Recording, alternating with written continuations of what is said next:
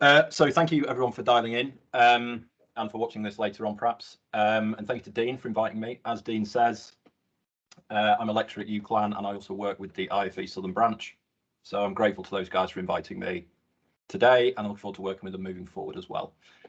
So today I'm going to talk through post-war building studies and I'll explain why I'm going to do that and the content on the next slide. But essentially the post-war building studies is something that we cover as part of the course content at UCLan, where I lecture for the master's students. Some of you will have seen these slides before, some of you will see them next year. I was looking at the guest list coming in as you were all joining, and most of you are students, so good to see you all outside of term time. Hope you're all enjoying your summer. I'll start very briefly just with who I am. Looks like half of you know me anyway from class, but I'll go through it. My name's Joe, so I'm an engineer, fire engineer working in industry. I've been a consultant for the past few years, working on fire strategies, fire engineering, fire risk assessment, that kind of stuff.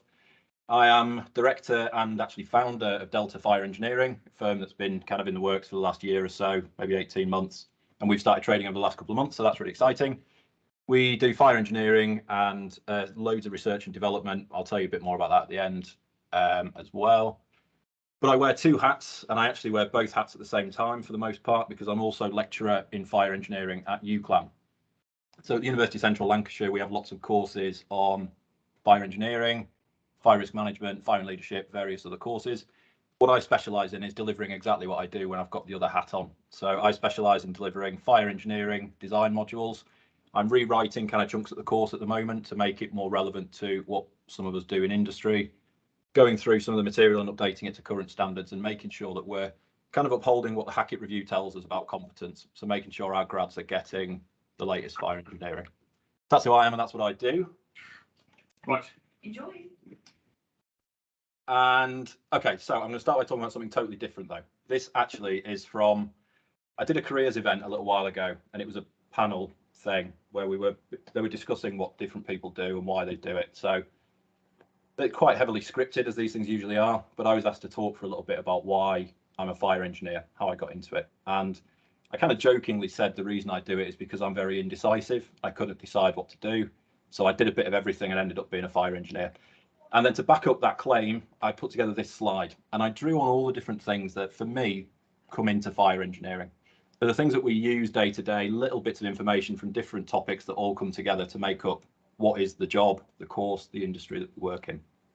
So some of these used to a greater or lesser extent, but fire engineering is unique for me. And one of the reasons I'm really passionate about it is because it's a rare science that draws together chemistry, biology, and physics. And you can look at all of these things, and you can talk about how we use them. So chemistry is the fundamental science of fire. We look at how fuels burn, ignition rates, all those different things, heat release rates. Biology is the human effect. So we talk about fractional effective dose, fractional effective concentration, all these different things, and how humans react to fire. And physics, if we're looking at something like fluid dynamics, everyone's favorite topic, we're modeling how a fire might grow in a building, how it might spread up a facade or something like that. So at this event, it was a rare science, so I got to say it was all those three things, but it is much more. And I'm sure those of us in industry appreciate that. It's one of the reasons that the course that we teach is so diverse. People do modules on law, they do modules on all these different things, chemistry, structural engineering, mathematics, a lot of maths, unfortunately. And it's what draws it together into this industry that we work in. So I'm going to put that in at the start before I launch into what I'm going to talk about, and I'll come back to this at the end as well.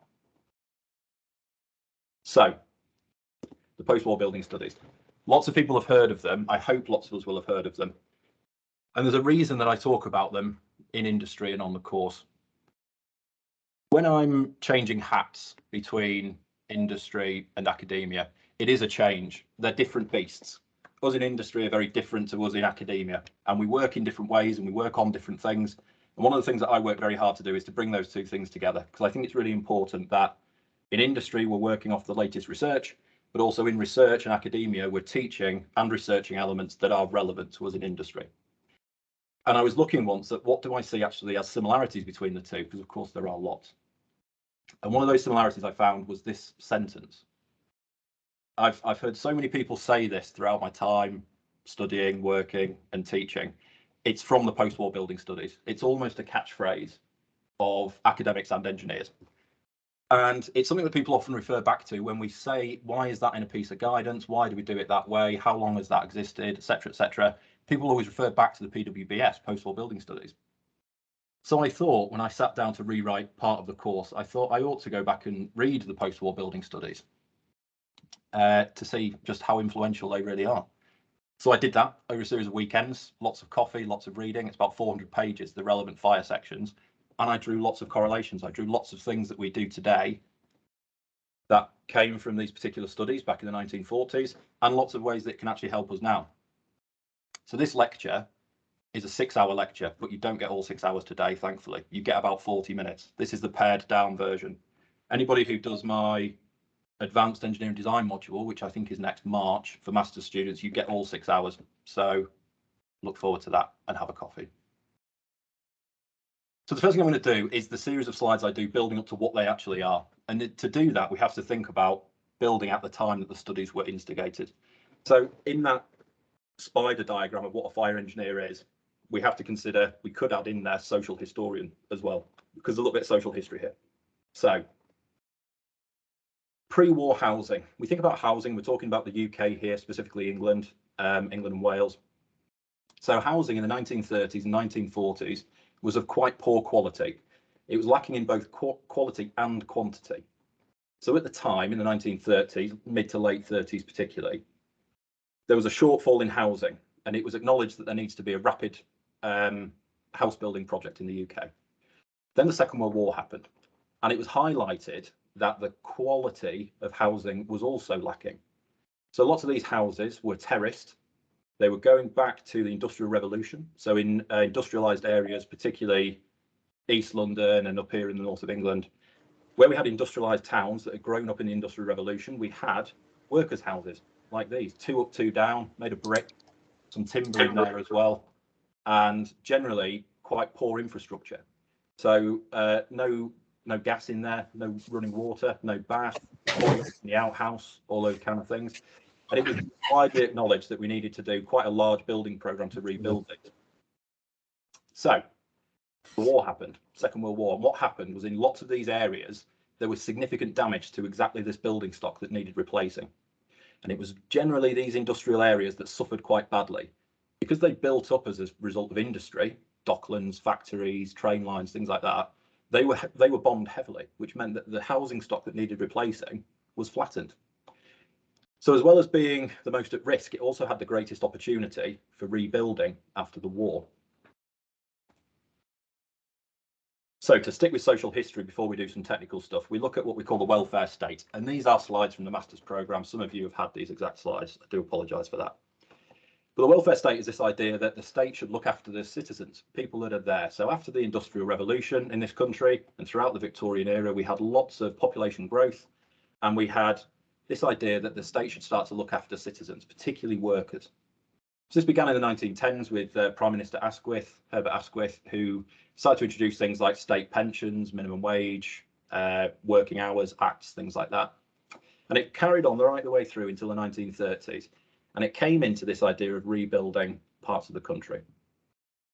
Now, in the middle of the war, 1942, a chap called William Beveridge was appointed to do a review of how do we rebuild the country after the war's happened. The post-war building plan, essentially. So this was called the Beveridge Report. You can get hold of it. It's online. It's on the government website. It's a bit dry. If you do read it, bear in mind it was written in 1942, so some of the language is of the time. But essentially, it was a series of policies on how the country should rebuild once the war is over. Of course, they didn't know when that would happen. It turned out that it was slap bang in the middle of the war, another 3 years till it ended. And the 5 kind of key areas that they identified as this giants they called on the road to reconstruction was want, disease, ignorance, squalor, and idleness. They said if we overcome these 5 issues, we will rebuild the society that we want under the welfare state once the war is over. So an example of this is to remove the giant of disease. We should have adequate healthcare for all citizens. That led to the establishment of the NHS, National Health Service, 1948. To overcome the issue of squalor, it was identified we need adequate housing. So this scheme was developed to rebuild vast areas of housing immediately after the war had ended, which led to post-war housing. So We know, or we can infer, that during the war itself, very little house building happened because all the resources were deployed elsewhere. The factories were recommissioned to do other things. Personnel were sent off to fight the war. So house building ground to a halt, whilst at the same time, large areas of housing were destroyed by bombing campaigns and various things throughout the war. So by 1945, it was estimated we needed to build 750,000 new homes for citizens. So immediately after the war, there was this program called the Temporary Prefabricated Housing Program. And they started knocking up these prefabbed houses, and that's images of them there. Some of them still exist now. In areas of Bristol, I think, is the biggest area of these estates still existing. They were prefabricated, made of corrugated metal, timber, and prefabricated concrete, single-story dwellings. They were bungalows with 2 beds and an internal bathroom. So they were an improvement, but they were only a temporary solution. The factories that had been used in the war effort were redeployed to make these houses, and this was the kind of short-term plan immediately after the war. So in this short term, a technology that was developed was the use of PRC, precast reinforced concrete. It was identified that rather than doing hand-laid brick, which is a traditional way of building, say, a Victorian house, like all those that have been destroyed, we wanted to use prefabrication processes, poured concrete made off-site, craned in, and we could more rapidly build houses. This was an emerging technology at the time, so as part of this, it was identified that we should have a series of studies, a series of plans to help identify how we can actually redo this big major building program post-war. Now, what this led to, of course, is this kind of construction, what was called mass housing. So councils, immediately after the war, were given greater powers to purchase land. So where they had these big areas that were called slums, when you read the literature, they would do slum clearance, destroy these houses, use the land to rebuild areas. And the key driver was to build up, not out. So these little prefab bungalows that they built didn't meet the needs for most councils. What they actually wanted to do was build up. And it's where we get this this kind of social change of building tower blocks. We get high-rise buildings being built for the first time. Partly because we've got this crisis where we need lots of housing, and partly because we've got the increased use of new technologies like precast reinforced concrete. So this example here, this is Park Hill in Sheffield. This is one of the kind of main examples given of this. It's still there. If you go into Sheffield, it's a big imposing building on the hill as you're going on the train. Very controversial. It's now grade 2 listed. I think grade 2 star actually, and it kind of exemplifies this kind of building where they would build up and they would build these cities in the sky essentially. I did some work there a couple of years ago, and in fact, all of the open deck approaches that you use to go into the flats are actually called streets. So they're still called streets, and it's because they replaced streets. They flattened entire areas and built up, and that's what was used post-war to overcome this crisis. Socially, they became known as slums in the sky because over time, numerous issues were identified. You go through the literature and it talks about things like families didn't like sending their kids out to play because they couldn't keep an eye on them, which led to more people straying further afield. The communal areas became run down and crime became rife, all these kind of issues, lots of reasons why there was a decline in them. But for our purposes, I'm going to take us now onto some technical stuff, onto some engineering. We're going to look at some design issues with this and why that led to our studies. So the case study on the screen there, many of us will be familiar with, particularly any of my students. I talk about it a lot.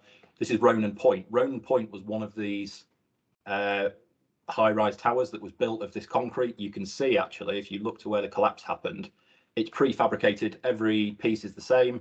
These modular units were put in and it was built very, very quickly. Now, Ronan Point collapsed. There was disproportionate collapse of one corner of the building as a result of a gas explosion. A relatively small gas explosion is how the literature describes it. I don't know that you can really have a small one, but nevertheless, it was contained to one flat. It blew out some of the structural reinforced concrete, which led to disproportionate collapse of a large area of the building. And this then led to kind of public concern about how these buildings were being constructed, because lots of people were being moved into them by councils. Their houses were being demolished and they were being moved into them because they were being told to. So people were now concerned about not only the method of construction, but the way it was actually being constructed. Now, over time, other issues start to develop with these kind of high-rise cities in the sky. They were made of concrete predominantly, as I've said. big concrete blocks in the sky, very, very cold, not much heating, led to damp issues. The concrete then, subjected to damp, ended up with spalling. There was lots of issues with concrete structurally on the interior, but also on the exterior. So the concrete changed colour over time. When it was first built, it was nice, bright, shiny concrete, almost white. But of course, these were built predominantly in built-up areas where pollution was high. They were built in city centres. So the concrete discoloured over time. So councils even looked at them and thought, it's not as aesthetic as it once was. They didn't look as nice as they had been designed to, because over 10, 20, 30 years, whatever, they'd started to discolour, and leaks of water down the outside, mould had started to set in. They didn't look that pleasant. So this kind of post-war idea, this ideal that they'd done to solve the problem of the housing crisis, hadn't led to quite the utopia that they'd hoped. So how did we get to that point where we decided that we were going to build these large-scale towers instead of houses? Well, that's our post-war building studies. So if we jump back slightly to 1942, we've got this report being done by William Beveridge, where he's trying to come up with ideas of how we can rebuild after the war. One of those 5 key giants, as he called them, was everybody should have access to adequate housing. So it's identified that it's not suitable to just rebuild the houses as they were. First of all, because they were so badly demolished, but secondly, because they weren't ideal. They were congested, they had outside toilets, they didn't have plumbing, the infrastructure was wrong. So the Ministry of Works decided that in 1941 they would put together committees for different areas of building design, so that when we get through the war, we then begin to construct buildings that will last for generations moving forward. It was a huge programme of studies called the post-war building studies. So there are individual committees set up for different areas, including fire, which is obviously where we're going with this. And these committees looked at individual areas that fed together into the overall post-war building studies. There were 33 of them altogether, and I've got a list in a couple of slides' time. The first one published in 1944 and the last one in 1955. So it was a relatively short space of time, 11 years, considering it had only been dreamt up a couple of years prior to that as well, in the middle of a world war. So they put together these standards, these concepts that we would build using moving forward. Now, the reason we care about this, the word influence is what I use in the title, is because these principles that are in there, particularly for fire, now underpin lots of our regulations, lots of our guidance, and also lots of the housing stock that was built post 1940, post 1950 is now built to these standards. So if, like me, you go off and you do retrospective fire strategies or surveys and you see something and it was of that era, which a lot of the building stock is, because this was a huge building programme, we can look to these studies and start to understand why it was constructed in that way. So this is the list of the post-war building studies then. So you can see there are 33 of them covering all sorts of different areas. I won't read them all in full, but to skim through, number 4 was specifically about plumbing. We've got gas installations, mechanical installations, etc., etc. The first predominant one, but the first one was house construction part 1.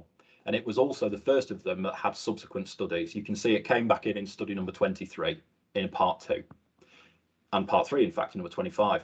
Now, the only other one that had multiple parts was fire grading of buildings, fire safety, starting with post-war building studies number 20, that's fire grading part 1, and going into number 29, which was published in 1953, I think, where it was parts 2, 3, and 4. So actually fire, when you go on number of parts, was the most extensive of any of the post-war building studies. It's also one of the longest, if you do decide to read it, like I did. Well, our 2 predominant ones are the post-war building studies 20 and post-war building studies 29. Now, anybody who does the master's degree next March, you get to listen to me for a whole 6 hours, go through both those documents in quite a lot of detail. So do look forward to that. Today, I can't do that because I don't have much time. So I'm just going to very briefly talk about them and pick out a couple of examples, mainly from number 29. But number 20, I'll do something about here. So post-war building studies number 20. As I say, they're individual studies, so you can pick them up and read them in isolation. These 2 are available online. You can get copies. If anybody wants a copy, email me and I'll send you the PDF as well. So number 20 is about general principles and structural precautions. It is a very, very good read if you do anything to do with time equivalence, structural fire resistance, or anything to do with fire loading. Equal area hypothesis, where we talk about, does 30 minutes actually mean 30 minutes in a real fire? 60 minutes mean 60 minutes? The answer we know is no, but it's explained very well in here, and it's a lot of the early research into that about fire curves and things like that. The key thing that we can look at for this and talk about influence, though, for me, is the way it's broken down. It's broken down into section 1 and section 2. Section 1 is buildings other than dwellings, 1 and 2 story dwellings, and section 2 is 1 and 2 story dwellings, which until recently our approved documents were laid out that way. We had dwelling houses and buildings other than dwelling houses. Of course, a couple of years ago that changed and we get residential, non-residential. But this document is laid out in a very similar way to how our approved documents ended up being laid out as well. And actually, when you read through PWBS number 20, you pick out lots of bits of text, lots of things in there that ended up in our guidance and our regulations as well. So this was one of the earlier ones, despite it being number 20. Lots of this was started in the mid-40s, in 1943, 1944. It's actually published in 1946. The key items, I've talked about lots of them. The interesting one for me when you go through is quite a lot of discussion about sprinklers. Comparatively early for sprinklers, but lots of discussion in there. Lots of trade-offs where if you put sprinklers in, you can do different things in design. So as I say, I'm going to principally talk about study number 29, but just for 20, I thought I'd just pick out something. So I've given you something. Again, students, you get lots of these. One of the early things it talks about in there is how to grade buildings. And it talks about how we should break it down according to fire hazard. So throughout the next few slides, I've got italicized text is directly lifted from the post-war building studies. I've put some things in bold, which is what I'm going to talk about. I'm not going to read the whole thing to you. You can read it if you wish. And occasionally I'll put in blue a translation to something that's more modern. So where we've got like cubic feet, I've done cubic meters, just so you know kind of the syntax for the next couple of slides. So the key points of this one then, of study number 20, it talks about how we should be grading buildings, not just on the fire hazard from the fuel itself, but also the occupancy and according to height, floor area, and cubic capacity of the building. So it starts to grade buildings according to size, geometry, and fire load. And it has quite a lot of extensive discussion in there where it talks about we should be putting low, medium, and high hazards, all relating back to these three things. The image there, I'm probably running slightly low on time, but it's the Tooley Street fire. For anyone that's familiar with that, it's a good example of where cubic capacity of a building can significantly impact a fire, not just floor area and height. The building studies talks quite heavily about this idea of dimensions, as well as fire hazard. So after it's done that discussion, it talks about types of hazard we have in a building. It breaks these down into internal and external. So internal hazards are things that may arise within the building. External hazards from surrounding properties. Again, not dissimilar to what we use nowadays. Requirement B4 being external fire spread, B3, B5 being internal. Then it breaks down internal hazards into further categories, which I rather like. So it talks about personal hazard, which is a hazard to occupants, damage hazard, which is the damage to the structure of the building, and exposure hazard, which again is this hazard from adjacent properties and external fires. And the key thing it gives us in here, it says we have placed personal hazard first as it is concerned with safety of life. There's then quite a lot of discussion about how fire safety should be predicated on protection of life, not necessarily property. Property protection is itself a kind of enhancement, but life safety is the predominant thing that should be written into standards in this rebuild. And on the right, I've just cross-referenced that to approved document B. This is the latest approved document B. In the introduction, in point 0.7, it talks about how the building regulations are intended to ensure a reasonable standard of life safety. Property protection is additional measures, or will require additional measures. So this concept that was written into the studies, although widely used anyway in America especially, of life safety being the predominant reason that we design buildings, did ultimately end up, or has ultimately ended up, in our fire strategies. And it's worth bearing in mind that when we design to the minimum standards of approved document B, for example, we are just designing for life safety. There's no property protection in there. We don't have any of these even external hazards potentially. We're designing principally for life safety. Oh, there is another example here. This is from number 20. This kind of builds onto what I'm going to talk about in number 29, which is next, which is mainly about firefighting. So there are suggestions in here about this breaking down buildings into different cubic capacities and floor areas and heights as well, which is what I'm going to concentrate on next. And they give specific requirements in here for fire service being able to get to the perimeter of a building. And that's because throughout the post-war building studies, it talks about the fire service being able to get to a property and effect a rescue from the outside. So there's quite a lot of discussion in there about taking cubic capacities of buildings. In this example, it talks about 100,000 cubic feet, which is about 2.8 thousand meters cubed, and being able to get to the perimeter of that property. So being able to have external windows that we can get into and get water to, and being able to get an appliance to the outside street within a certain distance. And that the thing about setbacks I don't actually see has ever ended up in our standards, but it talks about at certain heights we need to have additional measures. And if we cross-reference that to ADB, we do get these perimeter access requirements, broadly the same kind of figures, but it does alter slightly. But it talks about that as we get larger buildings and as we get higher, we need more and more onerous requirements for perimeter access. That comes in 1946, which is when this one was written. But then we go into the next one, it's a lot more detail, which is really what I want to talk about. So, Post-War Building Studies 29. It is a good read. It's about 200 pages. So again, do have a coffee before you do. But this is where you can really start to draw lots of things that we use nowadays, we use today. So this is parts 2, 3, and 4 of the fire post-war building studies. Broken down, the first section is fire detection and fire equipment. Part 3, precautions relating to personal safety. And then part 4, chimneys, flue pipes and hearths. Obviously less common in modern day construction, but this was written at a time where this was what was the predominant construction practices at the time. So some of the key items covered in this particular study then, it talks about occupancy characteristics. It has floor space factors in there. It talks about occupancy of buildings, so it starts to break it down. That fire hazard that was talked about in the previous study, it breaks it down into residential, assembly and recreation, office, residential, all these kind of familiar terms that we use nowadays.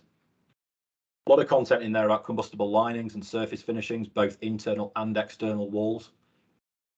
Travel distance is something that's discussed quite a lot in there, which I do now as an example. Number of exits, escape widths, and roof coverings as well. So within this document from 1952, there is a lot of familiar content, a lot of familiar numbers in there as well, things that we can look back to and identify how we're using those things in current practice today. Current practice, I'll just clarify that, because what I'm talking about really is prescriptive guidance.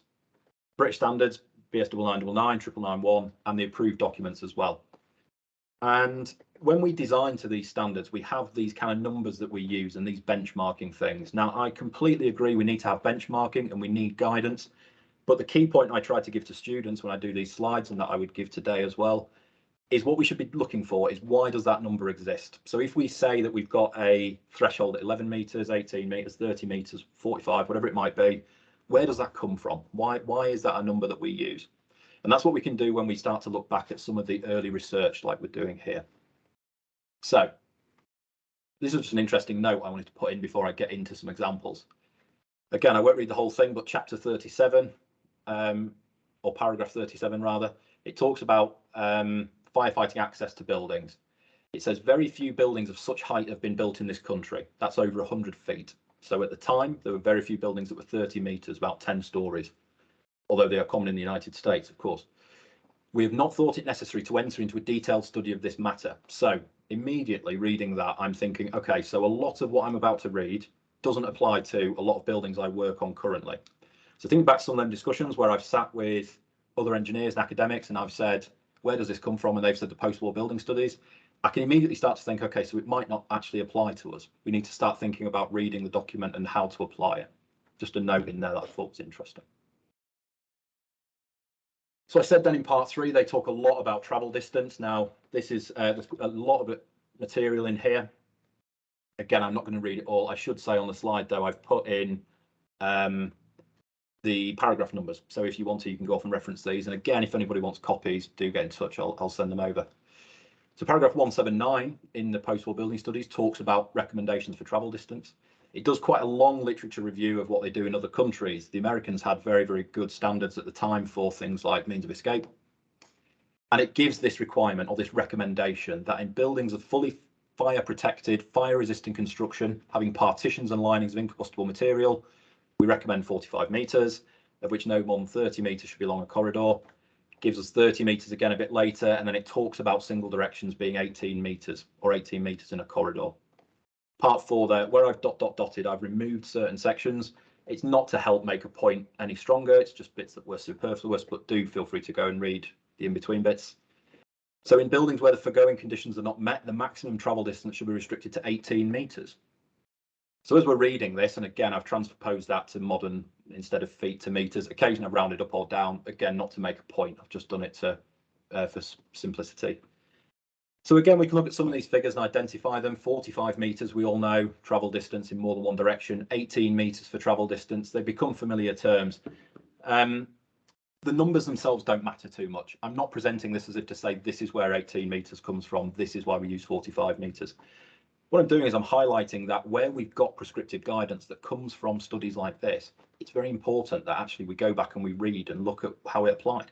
Because this particular requirement, if we are to infer that this is where we get these figures from, only applies to certain types of building. Fully fire protected, fire resistant construction, partitions and linings of incombustible material, which in the original post-war building studies number 20 for fire was a specific building type where they said if we construct it of that, we can be a bit more lenient. If we don't have non-combustible materials in the linings or of the structure itself, we need to be slightly less lenient. So this is an example where we get a figure perhaps from this research, but reading around it tells a little bit more about what that was predicated on. And similarly with this one, now this follows on from where we were just reading in the post-war building studies. Single stair buildings. Now, again, I'm not presenting this as if to say this is how we should design single stair buildings or this is how we shouldn't. This is just to give an idea of what it says in here, where it proposes that our guidance and regulations permit a single stair building. So this is the one everybody knows, by the way. When I say I'm going to talk about post-war building studies, everyone sticks around up and says this one. So very familiar to people, but here's some cross-referencing for it. So paragraph 38, it talks about fire service access to a building and how that can be used to help us design single stair. Very much to Rebecca Patterson. So it says that in areas where prompt attendance of the fire service with suitable rescue appliances, we can have potentially single stair buildings. So predicated on this idea of a single stair, we've got response to the fire service in a lot more detail here. So the height limitation for single staircase buildings depends on the nature of the rescue appliance, which will be immediately available at the outbreak of the fire. It then talks in quite a lot of detail about how this can only be applied in urban areas and depends on the type of appliance. Now, the reason I talk about this is because this is what everybody says. When I say, why do we think it's 18 metres for X or Y for building heights, people go, it's the height of firefighting ladders, which it seems is true. Actually, when you read the post-war building studies, it talks a lot about fire service being able to come and effect a rescue from outside the building, which is why we don't need a second stair. But there's a lot more written into it. It talks about we can do that as long as we have windows of certain dimensions to effect that rescue. It talks about, alternatively, we provide roof escape and we provide access from roofs to adjacent properties, or we provide secondary stairs and things like that. Talks about the height limit for a single staircase building being fixed within normal working range of an appliance to the local area. Now, at the time, we didn't have a national building regulation. We had local bylaws. So it was more reliant on what we have in local areas. London, Liverpool was a big one as well that had particular standards. Again, I'm not saying this as this is why we design this way or this is why we should. The point I'm making is that where we rely on these figures in prescriptive guidance, it is useful to go back to research, start to identify perhaps what the theory behind it is, because by reading this, we can infer that the reason we have thresholds for certain things in buildings is because it was based on being able to escape in different ways because of the use of external ladders. So here's a bit more information then and some heights as well. So continues, we're into paragraph 197 now of the post-war building studies. Talks about taking into account the number of appliances, etc., etc. It is considered the fire service that for the present purpose, calculation should be based on a 15-metre escape ladder. It then says that where we've actually got an angle on there, which means that it's operable, it drops to 14. Then says even further, 12.8 metres is suitable, 40 to about 42 feet, where we have to have a little bit of an overhang for the sill and for people to get in and out. Now, this section is really interesting because it talks about at what point we are permitted to have, or recommended that we're permitted to have, a single stair building as opposed to a second stair, on the basis that if needed, if that primary stair is blocked for whatever reason, we can use firefighting ladders to get out of a window. And it talks quite extensively about what dimensions those windows need to be, what provisions we need to have for the fire service to be able to get there, landing zones at the bottom so you can turn the ladder, etc. And it's based, of course, on these wheeled ladders, which were attached to appliances, but only for transport. They were then removed and led up to the building, kind of as per the diagram there. So again, emphasize the point. I'm not saying this is why we do or don't design to certain thresholds and that it's right or wrong. What I'm saying is that we have thresholds for permitting a single stair in a building. We go back to research, and the reason that that threshold exists is because it assumes that we have external egress via 5-height ladders. It's a little bit more detailed there. It says only in urban areas or districts where the fire service can be relied upon. The fire service themselves will have certain heights that they will permit based on what kit they've got. And this one is slightly interesting only because it gives us a familiar number. Again, I'm not saying that's why we use it, but an exception, it says we should use 42-foot or 12.8 meter ladders for this. So it says in the building studies, if we are up to that height, we can have a single stair. Above that, we need 2 stairs. First paragraph about halfway now. It says an exception may be made, however, where there is no sleeping risk and the building is a fully protected fire-resistant construction. Again, that phrase where it recommends being slightly more lenient where we have full fire protection. In such cases, this height may be increased to 18 metres. 18 metres, a familiar height. Again, not saying that's why we use it, but a familiar height. In areas where this cannot be expected, i.e. we can't rely on the fire service, and it says where either fire service access can't be made, or in rural areas, for example, where the local fire service it's not fully crewed, or for whatever reason they can't guarantee access, it recommends that we shouldn't have single stair buildings above 6 metres, 20 feet, unless secondary means of escape is provided.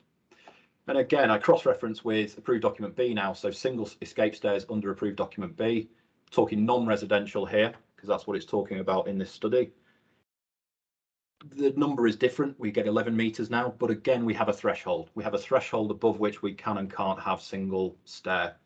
It talks about in our approved document B now about travel distance. So if we meet travel distance, it's acceptable. Going back to the original post-war building studies, no mention of travel distance for this. It's all about external ladder being used as alternative egress. And again, that's predicated on there being setting down points outside the building, predicated on there being windows of certain dimensions and things. So I want to emphasize the point again. I'm not saying this is where 18 metres comes from. This is why it's in the standard approved document B is right or wrong. What I'm saying is that when we have golden numbers, as I like to call them, that we use for benchmarking, it is a useful exercise to think about where they come from. It's where a lot of my research focus is at the university, on the development of standards, developments of guidance, and kind of stress testing them and saying, if we get a design and it is, in this instance, say it's 12 metres tall with a single stair and it gets rejected, or we have to start changing the building, put a second stair in, is that in the spirit of the reason that actually we have a threshold in the first place? Is that, if we're doing a fire engineered solution, is that on the right basis? Are we justifying the right risks by saying it's 12 metres high, but we've increased the central core to 60 minutes instead of 30, for example? So, as I say, next March, lots of you get another 5.5 hours of that. There are lots more examples. You can, in fact, take just about anything in those post-war building studies and try and pick out how that's developed, whether it developed into standards. You can even look at standards over time. So rather than looking at, as I've done there, our latest approved document B, actually the one that's not even come out yet, or that came out in June and applies in December, for anyone that wasn't aware, new approved document B. You can look at standards from the 1970s, 1980s, the original building regs as they came in, see what was written in there. So a lot of my research, and I have a couple of dissertation students next year looking at these ideas of how things got written into standards, how they developed, and how they kind of got stretched a little bit over time, and going back to the original research for them. So that's the last couple of examples, and this presentation, as I say, is called The Influence and Future Scope. Now, the influence, I think, is evident. You can look at things and you can start to see how they've developed into standards, been codified, and into regulation. But future scope, rather than just saying this is a risk, I think we should be looking at that. What I've actually done is looked at the risks that were identified back in 1941, when they first looked at the post-war building studies. What they did, as I say, is in the middle of the war, they decided we need to rebuild. And there are lots of risks in the housing stock we have at the moment and in our processes that we need to do a comprehensive series of studies on to make sure we're doing it right. There's a kind of vague list there. Some of the things that they talk about is the aging housing stock. They were looking at houses that were built in the Victorian era.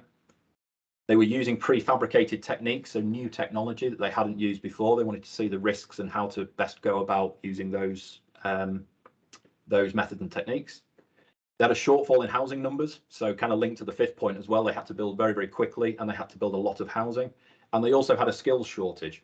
So they had, well, for fire especially, it was a relatively new field, largely led by the fire service, as opposed to, you know, based on research that academic, for example. And they also had skill shortages in that those that were constructing houses didn't have much fire safety knowledge. And then when you think about what the risks are today, I kind of struggle to justify that any of those 5 things don't exist in 2022. I think we have an aging housing stock. If anything, we have the same houses we had then, they're just 70 years older now. The building I'm sat in now was built in 1895, so we're still using old buildings and renovating them, if anything, perhaps even more so now. Use of prefabricated techniques, well, yeah, it's predominant. We're using structural frame systems and materials that are craned in from off-site for various reasons. Think about sustainability and environmental reasons. Prefab is very popular now. Shortfall in housing number. If you go to the Department for Levelling Up and whatever they call themselves these days, if we still have a government, I don't know, we did when I started talking, we might not anymore. If you go on their website, they talk about the significant shortfall in housing and how we have to build lots and lots of houses very quickly.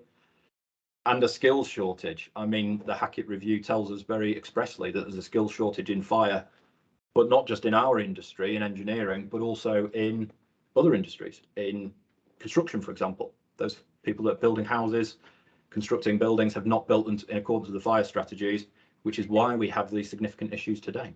So, future scope, we have the exact same issues, and then I've just added in a couple more that I think are hard to escape from. So we have existing construction issues. So we've got buildings that have been constructed, and we know we're going back and identifying faults.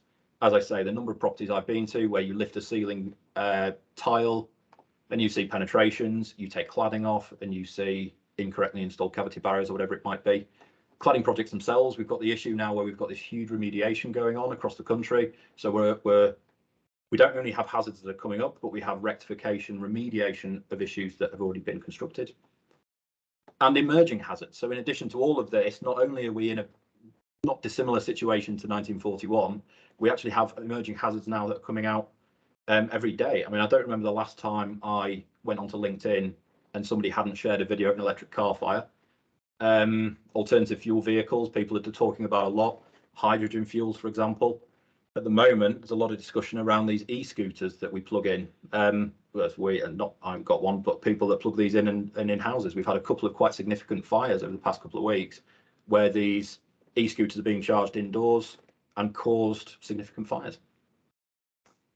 PV, photovoltaics. So because of other construction trends that are coming in now that weren't even considered in 1941, like environmental sustainability, we are building things into new buildings that are emerging risks that we don't fully understand. So we find ourselves in a situation now for future scope where not only do we look back at research and think that we did it in a certain way because that helped us at the time, but we also need to kind of continue that because we have new hazards that are coming out as we're constructing new buildings, as well as dealing with problems in existing older building stock. So future scope of building studies, I think, is to kind of continue that effort where we have research programs that are looking at these significant issues that go on to influence future building as well.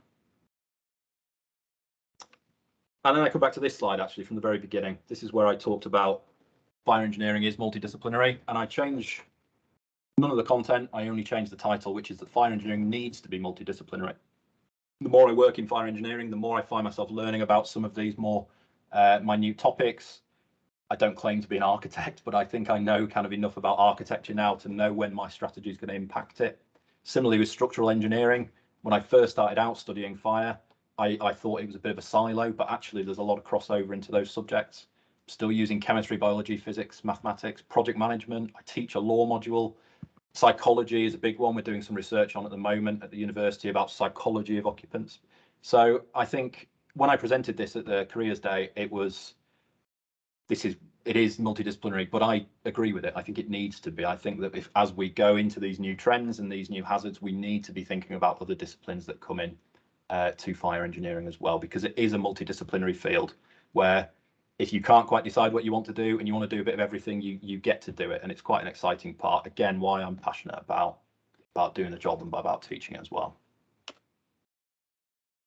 So another callback then to one of my very early slides, and I'm very nearly finished now as well, where people say it's from the post-war building studies. I said at the beginning that I hear people in industry and academia. It's a bit of a catchphrase for people, and I perhaps got a bit cynical. Having gone off and read them, my answer is there in blue. Actually, it probably is in the post-war building studies. There are lots of things where people say, oh, it's from that report. It probably is, because there's a lot of stuff in there, and there's a lot of stuff that we identify and recognise that we use today. But it's important to read it in context, because there's a lot of context and a lot of underlying principles in these studies as well. It was a huge volume of work, lots of documentation, lots of research, and it's nice to go back and just see where that's come from if we're reliant on these things in current practice. So that is my last slide about the post-war building studies. Like I say, this is a much longer presentation I do normally. I've stripped it back quite a bit to just give some of these examples. But some of you will get to see more of them in future. And if anyone wants to discuss this, I'm always open to. As I say, this is quite a big area of my research at the moment, certainly, where I'm looking at development of codes. Part of the reason for that is developing new standards and codes moving forward, which is a big part of the industry at the moment, huge change going on. So, as I say, the reason I'm here today is because I was invited by the Southern branch, so I'm grateful to those guys. And I've taken on a role with them as secretary, so I'm looking forward to moving on with them, working with them in the future. But I figured since there's quite a lot of you dialed in, I might as well plug something. So here it is. Before you switch off, though, it is free. I'm not trying to sell anything. I don't get any benefit. For anyone that's interested in some of these kind of multi-dis areas and wants to do some CPD, I have a course that I've developed with the Open University this time. Don't tell UCLan. Called the Principles of Fire Science. So it's a 20-hour CPD program written and delivered by me. I say delivered, but I don't really do anything. It's self-guided. For anyone that doesn't know, the Open University have this thing called Open Learn, where they publish a lot of their material for free. A certain percentage as part of their charter has to be published for free. So I've written a course for that, Principles of Fire Science. It's aimed at university level students really who are either coming to sit the course, we can give them some pre-reading, or for revision for some of the kind of first early year undergrad modules. It's relatively easy to work through though, it's nothing crazy. It starts with the fire triangle and it ends with the Navier-Stokes equations. So it's quite a journey in between, but nice bit of CPD. So if you need to up your CPD log for the IFE memberships and stuff like that, check it out. It's coming in September. It should say hopefully September. I actually want to get it in July if I can. Sorry, in August if I can. So when that comes out, I'll share some stuff around. You might see that, but check that out if you want to, if you need to brush up on some fire science.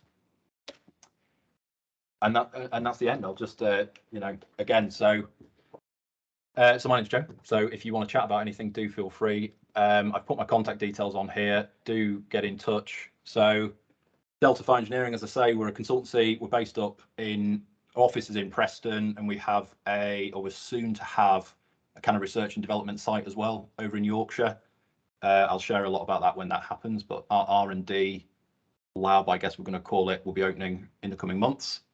And so I've got my details on there. If you want to get in touch about anything, do let me know. Also my university stuff, you want to talk about university, research, collaborations, whatever it might be, get in touch as well. I'm pretty good on the emails normally, so if you want to, do reach out and I'll get back to you in a day or two, I'm sure. So that's me. Dean, back to you, I guess, if we've got anything we want to do. Yes. Perfect. Thanks, Joe. I appreciate that. I mean, I know it's difficult to talk to people for an hour off Teams without any sort of interaction going on. So much appreciated, and thanks for taking the time. No, I'm used to talking with no interaction whatsoever. I wasn't going to say anything, but apart from my side, I mean, it's really interesting seeing going back to how things go to full circle. I mean, you talked about prefabricated units, but we're looking at like pod design throughout. Like the two main industry ways we're moving forward seems to be pod design and timber materials for the main construction. And they are issues that have been there historically throughout, especially you look at timber design, Great Fire of London, they go all the way back to there when they're trying to get rid of timber in the construction in the first place. Moved away from it, and now that's seen as a material of the future. So well, I'm certainly seeing that in industry, particularly the move towards prefabbed modules and pods that are being installed. And interesting, when you go through these, they identify it as a really significant risk that was emerging technology at the time.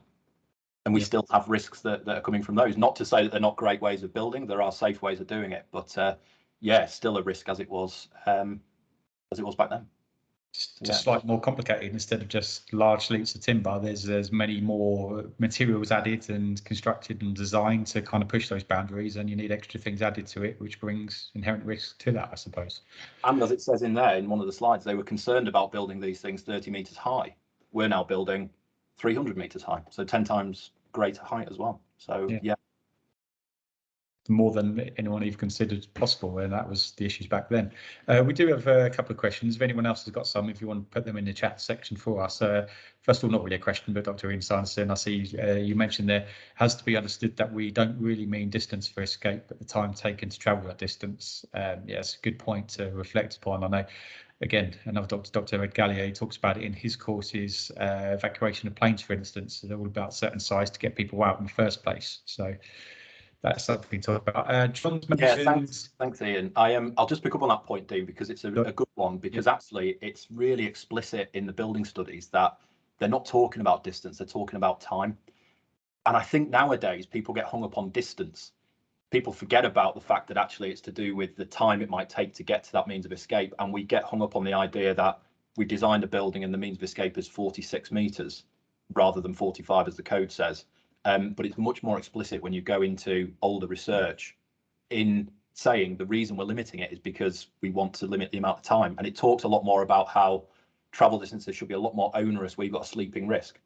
Now, there was no concept of RSET at the time, but it kind of talks around pre-movement times. It doesn't quantify it, but it talks about, as we would say today, massively increased pre-movement times for sleeping occupants or people who are unfamiliar with the building and things like that. So yeah, it is a really good point, actually, a really important one that is more explicit in 1941 than it is today.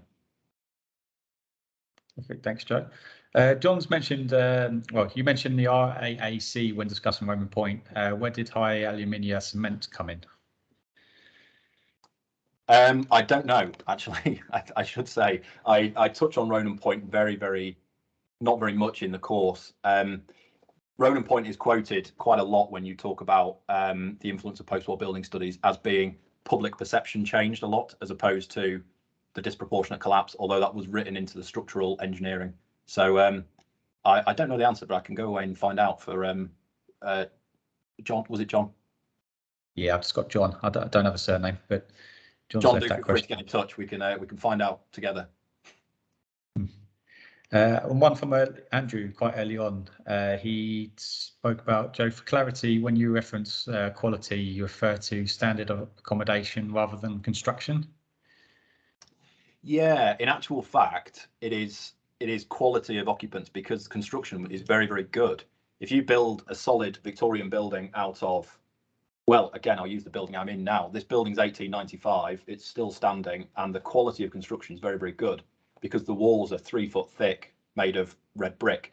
The quality we talk about, if it's the slide I'm thinking about from early on, is more to do with the quality of life that people had living in these houses, where they didn't have sanitation facilities. They were built very, very congested. They didn't have an internal working toilet. They had no baths, that kind of stuff. So when we say quantity was lacking, as was quality, it's quality of life. Disease was very high in these residential areas, for example. But I personally find Victorian construction is very, very good. You know, it's very robust, much easier to remediate than modern construction is in some instances. Neil, you speak to a lot of people on the sites that work in these buildings, and the old historic buildings have generally got a lot less problems than brand new buildings that are constructed, and a lot entails with that. And you can see from your quality of life, the buildings have lasted a lot longer, haven't they? They're not generally built modern wise to last as long as these have, or their intended purpose. No, exactly. I have a friend who might have dialed in. I'm not sure if he made it, but he's just bought a house and he's had a snagging done of his new house, moved in a couple of weeks ago, and the snagging list is enormous. He copied me into the email to the contractor because he thought if it said Joe at Fire Engineering, it might give a bit of impetus and scare them a bit. But there are so many issues in new construction to do with subsidence and all sorts of things going on, and he's not been in that long at all. So modern construction has lots of issues that, you know, you look at a house or a building from 110, 120 years ago, just don't have the same inherent issues, which is great, you know. Perfect. Thanks, Joe. I don't think there's any more questions. So just a reminder to everyone that this is being recorded. So if you came in late or you missed a bit, we'll put that on the website afterwards if you want to view it. Actually, I see Ian, Dr. Sanson, you put your hand up. Yeah, I've actually just added in a post recently there about the high alumina cement. It was first introduced in the UK in 1925 and banned in 1976. So it may well have been getting used in Running Point. Okay. Hopefully that's answered your question. I know that's probably saved you doing some homework, Joe. There you go. It's answered for you. Yeah, thanks, Ian. Appreciate that. I'll look out for your post, though. I'll try and find it because that is of interest. So, yes, thank you. Perfect. Okay, so thanks, everyone. As a reminder, like I said, it's going to be posted on our website should you want to view it later. Beyond that, first Wednesday of every month, we do look to do another webinar, and we'll soon look to do a in-person session. So we have that coming up as well. Thanks you all for joining. Thanks, Joe, for your time. Appreciate it as always. Yeah, thanks and good night. Thanks, Dean, and thanks everyone for dialing in. We'll speak to you soon.